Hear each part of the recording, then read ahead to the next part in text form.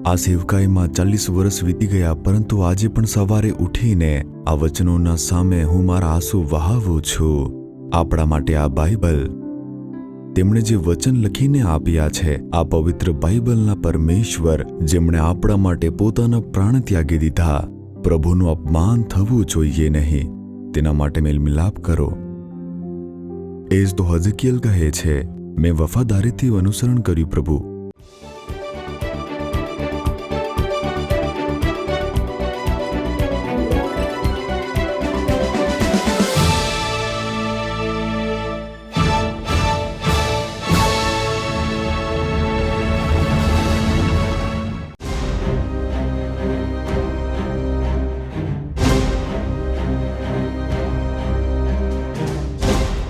પૂરા 24 વર્ષ સુધી અબ્રાહમ પ્રભુના અનુસાર ચાલ્યો, પ્રભુના અનુસાર તે ચાલતો રહ્યો. હવે યહોવા આવીને કહે છે, તું મારી ઉપસ્થિતિમાં ચાલ અને સિદ્ધ થતો જા.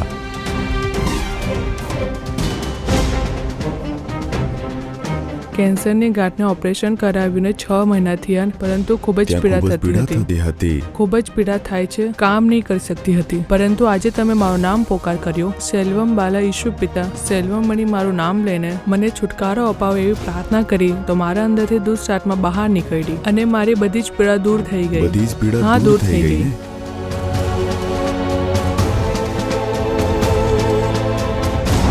બીજો રાજાઓ તેનો 20મો અધ્યાય. બીજો રાજાઓ તેનો 20મો અધ્યાય. શરૂઆતના 5 વચન. એ અરસામાં હિજકીયા રાજા મરણતોલ બીમાર પડ્યો. અમોસના પુત્ર સંદેશવાહક યશાયાએ તેની પાસે જઈને કહ્યું, તું તારા રાજકારભારનો પ્રબંધ કર, એવું પ્રભુ કહે છે, કારણ તું સાજો થવાનો નથી, પણ મૃત્યુ પામવાનો છે. હિજકીયાએ દિવાલ તરફ મોં રાખીને પ્રાર્થના કરી, હે પ્રભુ, મેં વિશ્વાસુપણે અને હૃદયની પૂરી નિષ્ઠાથી તમારી સેવા કરી છે. હું હંમેશા તમારી ઈચ્છા પ્રમાણે વર્ત્યો છું, તો એ બધાનું સ્મરણ કરો એવી મારી અરજ છે. એમ કહીને હિજકીયા બહુ રડ્યો. યશાયા રાજા પાસેથી ગયો, પણ તે રાજમહેલનો મહીખંડ પસાર કરે તે પહેલા પ્રભુએ તેને પાછા જઈને ઈશ્વરના લોકોના શાસક હિજકીયા રાજાને આ સંદેશ આપવા જણાવ્યું, મેં પ્રભુએ એટલે તારા પૂર્વજ દાવીદના ઈશ્વરે તારી પ્રાર્થના સાંભળી છે અને તારા આંસુ જોયા છે. હું તને સાજો કરીશ અને 3 દિવસમાં તો તું મંદિરમાં જશે. તારી પ્રાર્થના સાંભળી, તારા આંસુ જોયા છે, મેં તને સાજાપણું આપીશ, એટલે મેં તારા માટે ચમત્કાર કરીશ, તારી આવશ્યકતાઓને પૂર્ણ કરીશ. મેં તારા આંસુઓને પોંછી નાખીશ, કેમ કે મેં તારા આંસુ જોયા છે. મેં તારી પ્રાર્થના સાંભળી, આમ પ્રભુ કહે છે. હિજકીયા નામનો એક રાજા, તે યરૂશલેમને પોતાના વશમાં કરીને યહૂદા દેશ ઉપર રાજ્ય કરવા વાળો રાજા હિજકીયા નામનો એક રાજા હતો. 25 વર્ષના ઉંમરમાં તેને રાજાનો મુકુટ પહેરાવવામાં આવ્યો અને તે રાજા વિશે પવિત્ર બાઇબલમાં લખવામાં આવ્યું છે. બીજા રાજાઓના 18મા અધ્યાયમાં તમે આ વાંચી શકો છો. તો 25 વર્ષના યુવાનીના ઉંમરમાં તે રાજા બની ગયો અને તેણે ઇઝરાયેલના રાજ્ય પર 29 વર્ષ સુધી રાજ્ય કર્યું હતું અને યહોવાને જે ગમ્યું તે તેવી રીતે જ કરતો આવ્યો. એટલે કે જે પરમેશ્વરને બરાબર લાગે તે જ કરવા માટે સમર્પિત થયેલો એક એવો રાજા. અને આ પ્રકારે યહોવાનો ભય માનીને, તેમના માર્ગ પર ચાલીને, તેમના પસંદના કાર્ય કરીને યહોવાથી આશીર્વાદ પામવાવાળો આ હિજકીયાને એક રોગ આવી જાય છે. આપણે વિચારીએ છીએ જ્યારે કોઈ બીમારી આવે છે તો પાપીને જ આવી જોઈએ, તેણે ખબર નહીં કોઈ પાપ કર્યું હશે. આવું વિચારશું. હિજકીયાએ કયું પાપ કર્યું? બાઇબલ સાક્ષી આપે છે તે પરમેશ્વરના આજ્ઞા અનુસાર ચાલ્યો હતો. પરમેશ્વરની દ્રષ્ટિમાં જે બરાબર હતું તે જ કર્યું. તે પરમેશ્વરને છોડીને ગયો ન હતો. આ પ્રકારના રાજાને એક ભયંકર બીમારી થઈ જાય છે, કર્કરોગ, કેન્સર, જેને અંગ્રેજીમાં કહેવાય છે કેન્સરની બીમારી. તે સમયમાં તો કેન્સરની બીમારી, કર્કરોગ, એક ખતરનાક બીમારી તે રાજાને થઈ જાય છે. તે પથારી પર છે, પોતાના રાજ્ય મહેલમાં પથારી પર પડેલો છે. તો તે સમયમાં યશાયા નામનો એક ભવિષ્યવક્તા હતો. તે યહોવાનો ભવિષ્યવક્તા છે, પરમેશ્વરનો સીધો દર્શન કરવાવાળો એક માણસ, યીશુના જન્મ વિશે અને મરણ વિશે ભવિષ્યવાણી કરવાવાળો એક મોટો ભવિષ્યવક્તા યશાયા. પ્રભુ યશાયાથી વાત કરે છે. તે શું કહે છે? હિજકિયા બીમાર થઈને પથારીવશ થયેલો છે. તે મારો ભય રાખીને જીવન જીવ્યો છે, પરંતુ હવે તેનો સમય સમાપ્ત થઈ ગયો છે. હવે તે મરવાનો છે. હું તેને મારી પાસે લાવવાનો છું. તો તું જઈને કહે કે રાજકારભારનો પ્રબંધ કરે, કેમ કે એમ જ મરી જશે તો ઘરના બધા કાર્યો તે અધૂરા રહી જશે. એટલા માટે રાજકારભારમાં જે આજ્ઞા આપવાની હશે તે આપે, કેમ કે તે મરવાનો છે. આ વાત યહોવા કહે છે પોતાના ભવિષ્યવક્તાથી. હવે યશાયા આવે છે. રાજમહેલમાં આવીને રાજા હિજકિયા સાથે તે વાત કરે છે. ભવિષ્યવક્તાના આવવાથી હિજકિયા પ્રસન્ન થઈ જાય છે. અને જેવી રીતે યશાયા આવે છે, હિજકિયાની મોટી અપેક્ષા રહી હશે કે યહોવાએ કંઈ કહીને મોકલ્યું હશે, યહોવાએ કોઈ સારો સંદેશ મોકલ્યો હશે. પરંતુ તે શું કહે છે કે તું મરી જશે, તું હવે બચશે નહીં. યહોવા તને લઈ જવાના છે. ઘરના બધા કાર્યો પૂર્ણ કર. યશાયા તેને કહીને રાજમહેલથી જવા લાગ્યો છે. તે હિજકિયાના રૂમમાંથી નીકળીને આંગણમાં જાય છે, રાજાના રાજમહેલના. હિજકિયા શું કરે છે? દીવાર તરફ પોતાનું મોં ફેરવી લે છે. તે બીજા તરફ મોઢું ફરાવીને યહોવા તરફ જોઈને પ્રાર્થના કરે છે, હે યહોવા, મેં વિશ્વાસુપણે અને વફાદારીથી ચાલતો આવ્યો છું, અને તમને જે ગમ્યું છે તેવી જ રીતે મેં કામ કર્યું છે. આ સ્મરણ કરો. આવું બોલીને હિજકિયા ખૂબ જ રડવા લાગ્યો હતો. તરત એક ઘટના બની છે તે જુઓ. પ્રાર્થના કરી અને 1 મિનિટ પણ નથી થઈ અને પરમેશ્વર તે પ્રાર્થના સાંભળે છે. હિજકિયાને જુએ છે અને તેમનું મન તૂટી જાય છે. હવે આ યશાયા ભવિષ્યવક્તા તેમના દ્વારા સંદેશ મોકલાય છે. તેમના દ્વારા જ પ્રભુ વાત કરી શકે છે. યશાયા તેમને સંદેશ આપીને તેના રૂમમાંથી બહાર આવે છે અને રાજમહેલના આંગણથી થઈને જાય છે. હજુ રાજમહેલની સીમા પાર કરી નથી. રાજમહેલથી તે બહાર નીકળ્યો નથી. યહોવા બોલાવે છે, યશાયા ઊભો રહે, તું જા. પાછા જઈને ઈશ્વરના લોકોના શાસક હિજકિયા રાજાને આ સંદેશ આપવા જણાવ્યું, મેં પ્રભુએ એટલે તારા પૂર્વજ દાવીદના ઈશ્વરે તારી પ્રાર્થના સાંભળી છે અને તારા આંસુ જોયા છે. હું તને સાજો કરીશ. જઈને બોલ. તું જા, જઈને બોલ. યશાયા ફરીથી જાય છે. યશાયાને જોઈને લોકોએ કહ્યું હશે કે યશાયા ભવિષ્યવક્તા આવ્યો છે. હિજકિયાએ દિવાલ તરફ મોં કરી દીધું છે, એટલા માટે તે પાછો આવ્યો. પ્રભુએ મારી પ્રાર્થનાનો ઉત્તર આપી દીધો, એટલા માટે તો ભવિષ્યવક્તાને ફરીથી મોકલ્યો છે. હિજકિયાએ પૂછ્યું હશે, યશાયા ફરીથી આવ્યું છે, શું વાત છે? રડ્યા હતા કે? તેમની સામે રડ્યો, પ્રાર્થના કરી. હા, તેમનાથી પ્રાર્થના કરી. તેમણે તારા આંસુ જોયા, તેમણે તારી પ્રાર્થના સાંભળી. પ્રભુએ કહી દીધું તે તને સાજાપણું આપશે. 15 વર્ષ હજુ વધારશે, આમ કહ્યું છે. હાલેલુયા. એ જ છે યહોવા. ઉત્પત્તિ 17 અધ્યાયના પહેલો વચન વાંચો. તેમાં પ્રભુ અબ્રાહમથી એક વાત કહે છે. ખૂબ જ મહત્વની વાત છે, હું વાંચીને સંભળાવીશ. અને ઇબ્રાહિમ 99 વર્ષનો થયો ત્યારે યહોવાએ ઇબ્રાહિમને દર્શન આપ્યું ને તેને કહ્યું, સર્વસમર્થ ઈશ્વર હું છું, તું મારી સમક્ષ ચાલ ને પરિપૂર્ણ થા. 12મા અધ્યાયમાં યહોવા ઇબ્રાહિમને દર્શન આપીને 75મા વર્ષમાં કહે છે, ઇબ્રાહિમ, તું જે દેશ હું તને બતાવીશ ત્યાં જા, હું તને ઘણા આશીર્વાદ આપીશ. બોલીને 7 આશીર્વાદ બતાવ્યા. ઇબ્રાહિમ વચન અનુસાર જતો રહે છે. હવે 99 વર્ષનો થઈ ગયો. 75 વર્ષમાં પ્રભુએ વાત કરી. હવે 99 વર્ષની અંદર 24 વર્ષ પછી યહોવા ફરીથી ઉતરીને આવે છે, ઇબ્રાહિમથી વાત કરે છે. શું કહે છે? 99 વર્ષમાં કે હે ઇબ્રાહિમ, હું સર્વશક્તિમાન ઈશ્વર છું, તું મારી ઉપસ્થિતિમાં ચાલ અને પરિપૂર્ણ થતો જા. પૂરા 24 વર્ષથી ઇબ્રાહિમ પરમેશ્વર અનુસાર ચાલ્યો, પરમેશ્વર વચન અનુસાર ચાલ્યો તે ઇબ્રાહિમ. હવે યહોવા આવીને કહે છે કે તું મારી સમક્ષ ચાલ અને પરિપૂર્ણ થતો જા. બી પરફેક્ટ. પરિપૂર્ણ થતો જા એનો અર્થ શું છે? બી બ્લેમલેસ. નિર્દોષ બનીને રહેવું, પરફેક્ટ બનીને રહેવાનું છે. આમ યહોવા ઇબ્રાહિમને કહે છે, ત્યારે હું તને આશીર્વાદ આપીશ. આમ કહે છે, પૂરા 24 વર્ષ પછી મારા વાલા પ્રિયો, આ ઘટનાએ, આ વચને મારા મનને સ્પર્શ્યું. 40 વર્ષથી હું આ સેવકાઈ કરી રહ્યો છું. મેં 40 વર્ષની સેવકાઈ જોઈ લીધી. આવું વિચારી શકતો નથી. આજે પણ પ્રભુની સમક્ષ હું કંપું છું કે હે પ્રભુ, આટલી મોટી સેવકાઈ મારા પર ભરોસો રાખીને આપી. મને આમાં સિદ્ધ થતા જવાનું છે. મારે આ કામ પરફેક્ટ કરવાનું છે, કોઈ પણ કમી વગર. મેં નિસ્વાર્થ બનીને આ કરતો રહું. 40 વર્ષ વીતી ગયા છે, તે સાચું છે, પરંતુ આજે પણ હું જ્યારે પ્રભુના સમક્ષ ઊભો થાઉં છું ત્યારે કંપું છું. 24 વર્ષ વીતી ચૂક્યા છે. હે ઇબ્રાહિમ, તું મારો આદર કરીને તારું ઘર, તારું દેશ છોડીને આવ્યો છે, તે સાચું છે, પરંતુ તો પણ તું મારી ઉપસ્થિતિમાં ચાલ અને પરિપૂર્ણ થતો જા. બી બ્લેમલેસ, બી પરફેક્ટ. નિર્દોષ બનીને રહે. આમ પ્રભુ કહે છે.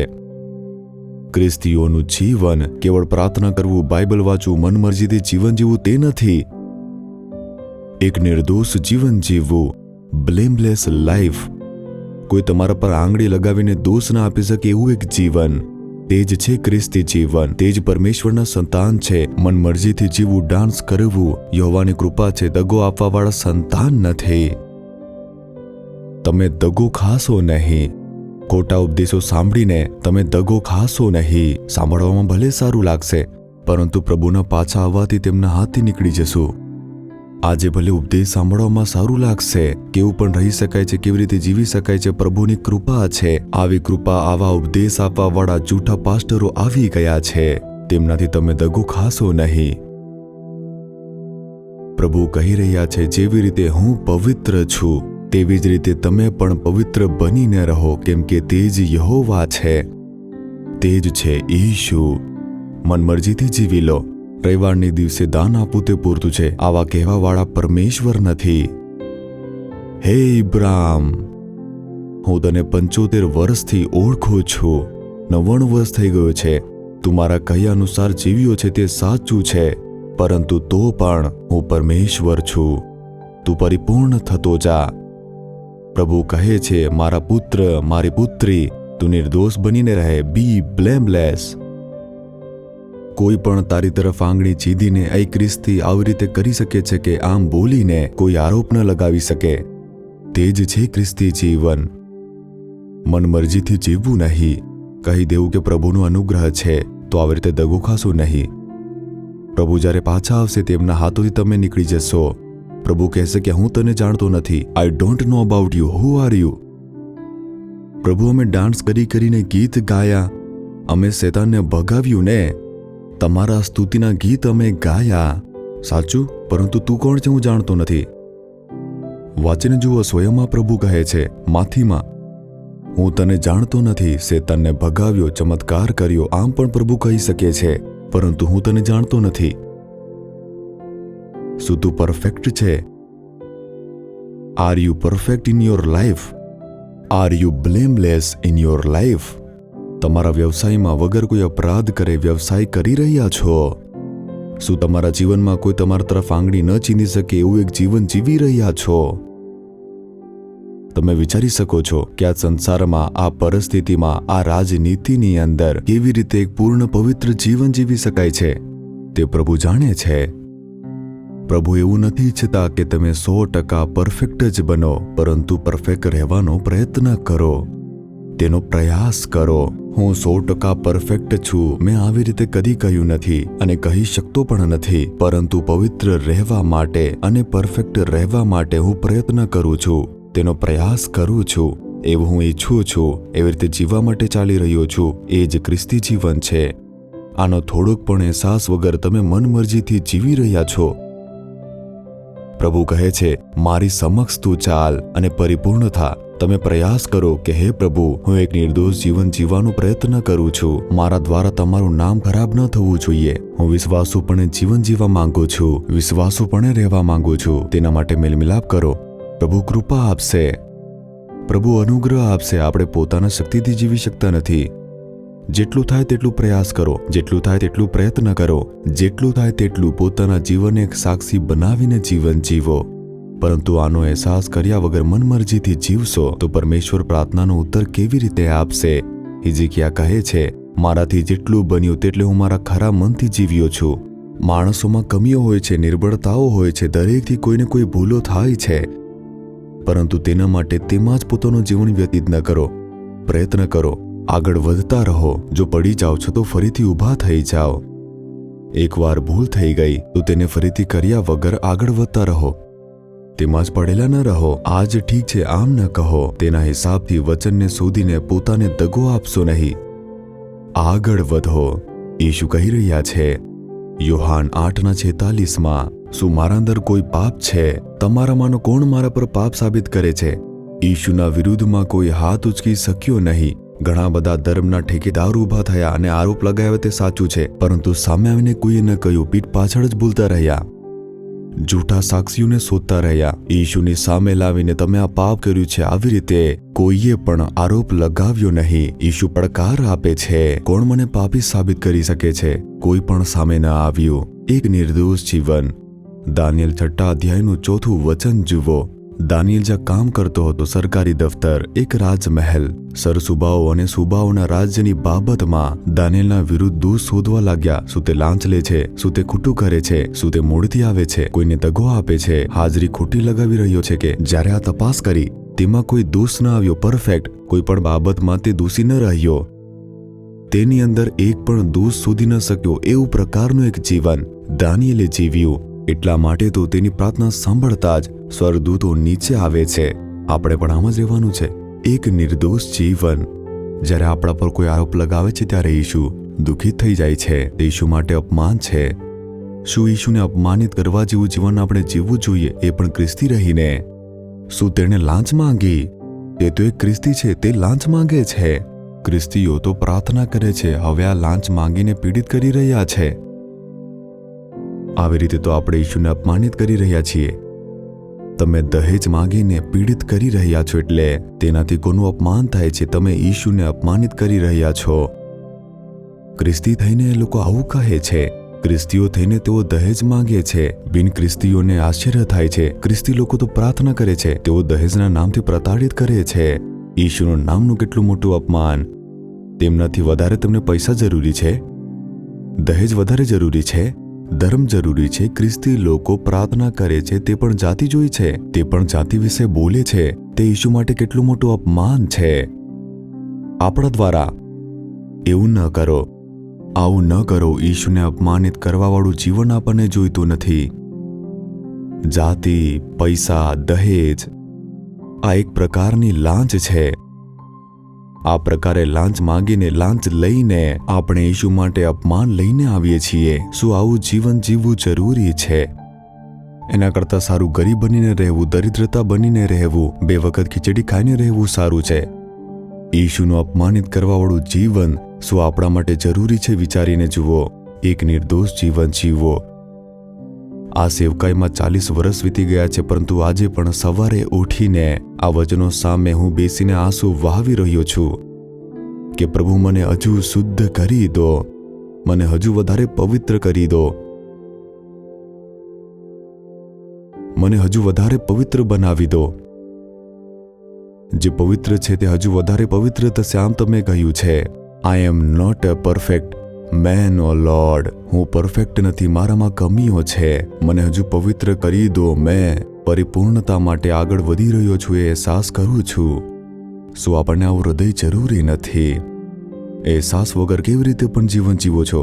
કેવી રીતે પણ જીવાય છે? આને જુઓ, તેને જુઓ. આ લોકો તો સારા જ છે ને, તે લોકો પણ સારા જ છે ને. જે આવી રીતે સારા દેખાય છે તે નરકમાં જાય છે, ખબર છે તમને? શું તમે પણ તેમની સાથે નરકમાં જવા માંગો છો? આવી રીતે જીવન ન જીવો. આપણા માટે આ બાઇબલ, તેમણે જે વચન લખીને આપ્યા છે, આ પવિત્ર બાઇબલના પરમેશ્વર જેમણે આપણા માટે પોતાના પ્રાણ આપી દીધા. પ્રભુ, અમારા દ્વારા તમારું ક્યારે પણ અપમાન ન થવું જોઈએ એવું જીવન અમે જીવવા ઈચ્છીએ છીએ. મારો વ્યવસાય, મારી નોકરી, મારો પરિવાર પ્રભુનું અપમાન થવું જોઈએ નહીં. તેના માટે મેલમિલાપ કરો. એ જ તો હિજકિયા કહે છે, મેં વફાદારીથી અનુસરણ કર્યું છે પ્રભુ. તમારું નામ દૂષિત થાય તેવું કોઈ પણ કાર્ય મેં કર્યું નથી. આવા પ્રકારનું એક જીવન.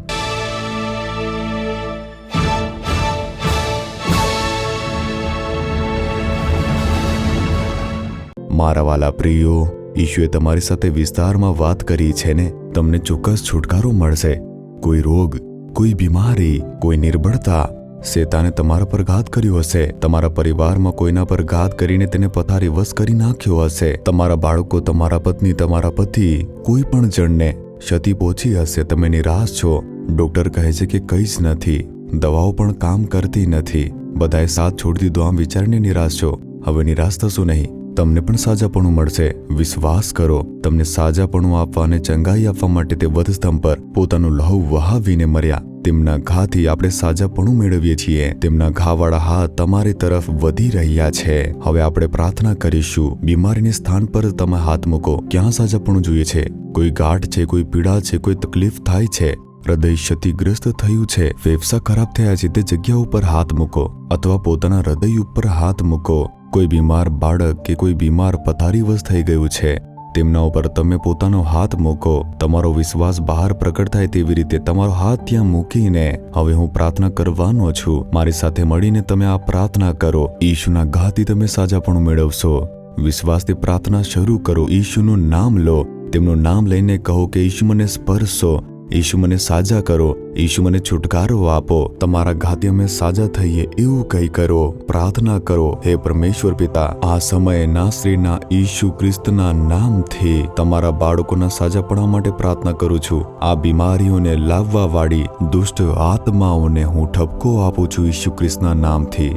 અસ્તમાના રોગ લાવવાવાળા શેતાનને હું ઠપકો આપી રહ્યો છું. કેન્સરના રોગ લાવવાવાળા શેતાનને હું ઠપકો આપી રહ્યો છું. અંધકારની આત્માઓ, જે આંખો પર ઘાત કરવાવાળી આત્મા, તેમને ઈશુ ખ્રિસ્તના નામથી હું ઠપકો આપું છું. બહેરાશ લાવવાવાળી આત્મા, કાનોને બંધ કરવાવાળી દુષ્ટ આત્માઓને ઈશુ ખ્રિસ્તના નામથી ઠપકો આપું છું. કેન્સરના રોગ લાવવાવાળી આત્માઓને, નસ અને હાડકાઓમાં ઘાત કરવાવાળી, દુઃખ આપવાવાળી, નિર્બળ કરવાવાળી આત્માઓને હું ઠપકો આપું છું ઈશુ ખ્રિસ્તના નામથી. આ શરીરને છોડીને તું નીકળી જા. આ પરિવારમાંથી દુષ્ટ આત્મા તે નીકળી જાય. બીમારીની પથારી બદલાઈ જાય. પથારીમાં જકડીને રાખવાવાળી દુષ્ટ આત્માઓને ઈશુના નામથી દૂર કરું છું. વાદની બીમારી દૂર થઈ જાય. ગાંઠના રોગો તે દૂર થઈ જાય. લકવાની બીમારી તે દૂર થઈ જાય ઈશુના નામથી. જે બાળક ચાલી શકતું નથી તે ચાલવા લાગે. દરેક બીમારીઓના બંધન ઈશુના નામથી તૂટીને વિખરાઈ જાય. તમારું સામર્થ્ય ઉતરીને આવે. દરેક ઉપર ઉતરીને આવે. દરેક ઘરમાં સાજાપણું આપવાવાળું સામર્થ્ય ઉતરી આવે. ઈશુના નામથી છુટકારો પ્રાપ્ત થાય. ઈશુના નામથી આ લોકોને સાજાપણું મળે. ઈશુના નામથી સાજાપણું. ઈશુના નામથી છુટકારો. ઈશુના નામથી ચમત્કાર થાય. દરેક માટે ચમત્કાર થાય. એમને સ્પર્શ કરવા માટે સ્તુતિ થાવ. સાજાપણું આપવા માટે સ્તુતિ થાવ. હવે જોરથી કહો, ઈશુ તમારી સ્તુતિ થાવ. જોરથી કહો, ઈશુ તમારી સ્તુતિ થાવ. સ્પર્શ કરવા સ્તુતિ થાવ. છુટકારો અપાવવા માટે સ્તુતિ થાવ. સાજાપણું આપવા માટે સ્તુતિ થાવ. ઈશુના નામથી અમે સાજાપણું પ્રાપ્ત કર્યું છે. ઈશુના નામથી છુટકારો પ્રાપ્ત કર્યો છે. ઈશુ તમારી સ્તુતિ થાવ. છુટકારો અપાવ્યો તે માટે સ્તુતિ થાવ. આજથી જ સાજાપણું પ્રાપ્ત કરીને સ્વસ્થ અને આશીર્વાદિત જીવનના બાળકો અનુભવ કરે. ઈશુ ખ્રિસ્તના નામથી પ્રાર્થના કરીએ છીએ પરમેશ્વર પિતા. Amen, amen. ઈશુના હાથોએ તમને સ્પર્શ કર્યું છે. એક સારું સાજાપણું. જે કરી શકતા ન હતા તે કરીને જુઓ. ચાલીને જુઓ. તપાસ કરીને જુઓ. દર્દ, પીડા, બીમારી કંઈ નથી. ઈશુએ ચમત્કાર કર્યો છે. ઈશુને સ્તુતિ થાવ એમ બોલીને પ્રભુની સ્તુતિ કરતા રહો. અવશ્ય બદલાવ જોશો. તમે જે ચમત્કાર પ્રાપ્ત કરો છો તેની જાણ અવશ્ય અમને કરો. અમે પણ તમારા માટે પ્રભુની સ્તુતિ કરશો. સદા યહોવાનો આશીર્વાદ તમારા પર બની રહે. Amen. For further details and prayer support, contact Jesus Redeems Ministries, Nallumavadi, Tuticorin District, 628211. Our phone number 04435 454545. Email info@jesusredeems.org. Our website www.jesusredeems.com. God bless you.